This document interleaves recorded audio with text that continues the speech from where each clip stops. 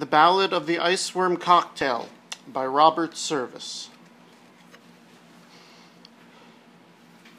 To Dawson town came Percy Brown, from London on the Thames. A pane of glass was in his eye, and stockings on his stems. Upon the shoulder of his coat a leather pad he wore, to rest his deadly rifle when it wasn't seeking gore.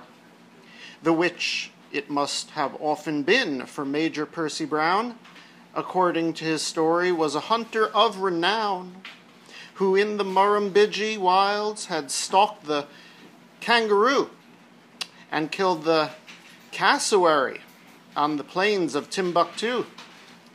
And now the Arctic fox he meant to follow to its lair, and it was also his intent to beard the Arctic hare. Which facts concerning Major Brown I merely tell because I fain would have you know him for the Nimrod that he was. Now Skipper Gray and Deacon White were sitting in the shack and sampling of the whiskey that pertained to Sheriff Black. Said Skipper Gray, "I want to say a word about this Brown. The piker sticking out his chest as if he owned the town." Said Sheriff Black, "He has no lack of friggerated cheek. He called himself a sourdough when he'd just been here a week." Said Deacon White, "Methinks you're right, and so I have a plan, by which I hope to prove tonight the mettle of the man. Just meet me where the hoochbird sings, and though our ways be rude, we'll make a proper sourdough of this Piccadilly dude." Within the Malamute saloon were gathered all the gang. The fun was fast and furious, and the loud hoochbird sang. In fact, the night's hilarity had almost reached its crown when into its storm center breezed the gallant Major Brown. And at the apparition, with its glass eye and +4s, from 50 alcoholic throats responded 50 roars. With shouts of stark amazement and with whoops of sheer delight, they surged around the stranger, but the first was Deacon White. "We welcome you," he cried aloud, "to this great white land. The Arctic Brotherhood is proud to grip you by the hand. Ye sportsmen of the bulldog breed from trails of far away, to Yukoners this is indeed a memorable day. Our jubilation to express, vocabularies fail. Boys hail the great Shishako," and the boys responded, "Hail!" "And now," continued Deacon White to blushing Major Brown, "behold assembled the elite and cream of Dawson town. And one ambition fills their hearts and makes their bosoms glow. They want to make you, honored sir, a bona fide sourdough. The same, some say, is one who's seen the Yukon ice go out, but most profound authorities the definition doubt. And to the genial notion of this meeting, Major Brown, a sourdough is a guy who drinks an iceworm cocktail down." "Begad," responded Major Brown, "that's ripping, don't you know?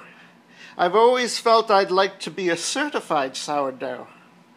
And though I haven't any doubt your winter's awfully nice, Mayfair, I fear, may miss me ere the break-up of your ice. Yet, pray excuse my ignorance of matters such as these. A cocktail, I understand, but what's an iceworm, please?" Said Deacon White, "It is not strange that you should fail to know, since iceworms are peculiar to the mountain of blue snow. Within the polar rim it rears a solitary peak, and in the smoke of early spring a spectacle unique. Like flame it leaps upon the sight and thrills you through and through.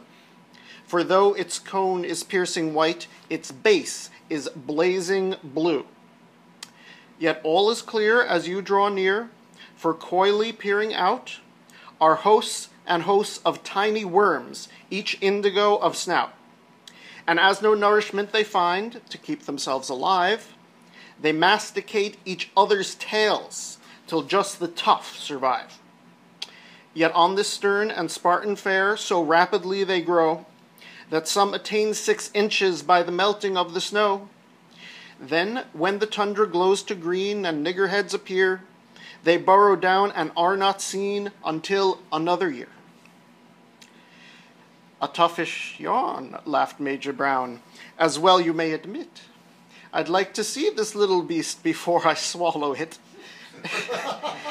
'Tis easy done, said Deacon White. Ho, barman, haste and bring us forth some pickled iceworms of the vintage of last spring.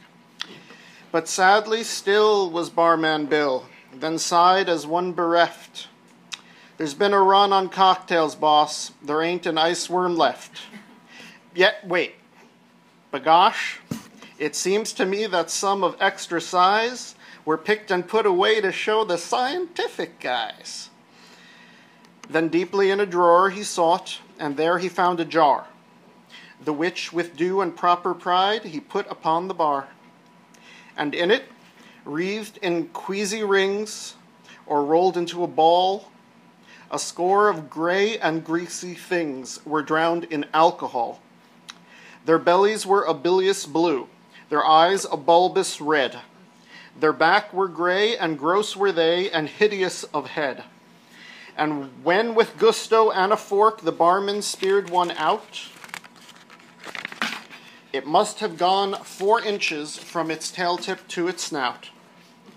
Cried Deacon White with deep delight, Say, isn't that a beaut? I think it is, sniffed Major Brown, a most disgusting brute. Its very sight gives me the pip, I'll bet my bally hat. You're only spoofing me, old chap. You'll never swallow that. The hell I won't, said Deacon White. Hey, Bill, that fellow's fine. Fix up 4 iceworm cocktails and just put that wop in mine. So Barman Bill got busy, and with sacerdotal air, his art's supreme achievement he proceeded to prepare. His silver cups like sickle moon went waving to and fro, and 4 celestial cocktails soon were shining in a row. And in the starry depths of each, artistically piled, a fat and juicy iceworm raised its mottled mug and smiled. Then closer pressed the peering crowd, suspended was the fun, as Skipper Gray in courteous way said, Stranger, please take one. But with a gesture of disgust, the Major shook his head. You can't bluff me. You'll never drink that ghastly thing, he said. You'll see all right, said Deacon White, and held his cocktail high, till its iceworm seemed to wiggle and to wink a wicked eye. Then Skipper Gray and Sheriff Black each lifted up a glass, while through the tense and quiet crowd a tremor seemed to pass.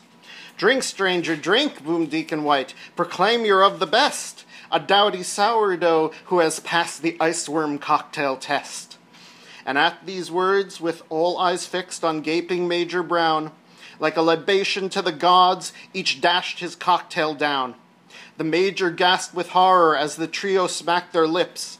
He twiddled at his eyeglass with unsteady fingertips.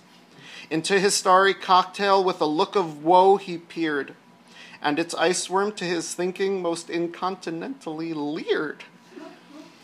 Yet on him were 100 eyes, though no one spoke aloud, for hushed with expectation was the waiting, watching crowd.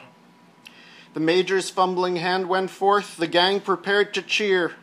The Major's faltering hand went back, the mob prepared to jeer. The Major gripped his gleaming glass and laid it to his lips, and as despairfully he took some nauseated sips, from out its coil of crapulence the iceworm raised its head. Its muzzle was a murky blue, its eyes a ruby red. And then a rough neck bellowed forth, This stiff comes here and struts, as if he boffed the blasted north, just let him show his guts. And with a roar the mob proclaimed, Shishako Major Brown, reveal that you're of sourdough stuff and drink your cocktail down.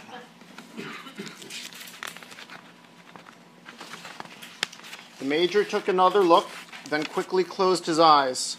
For even as he raised his glass, he felt his gorge arise. Aye, even though his sight was sealed, in fancy he could see that grey and greasy thing that reared and sneered in mockery.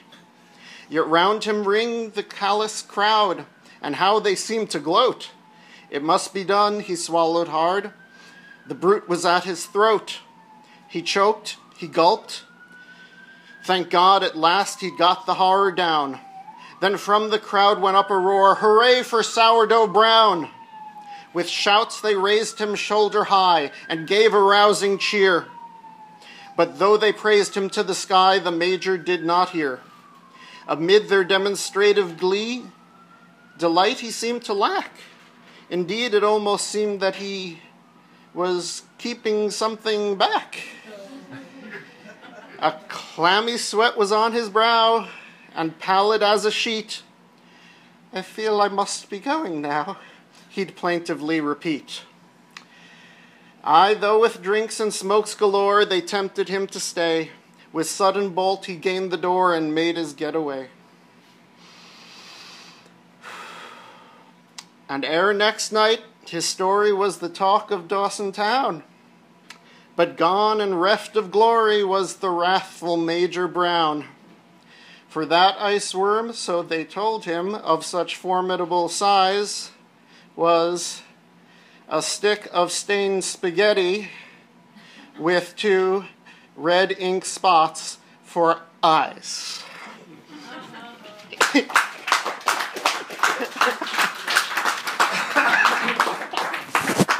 All that Malamute saloons that happen in the place.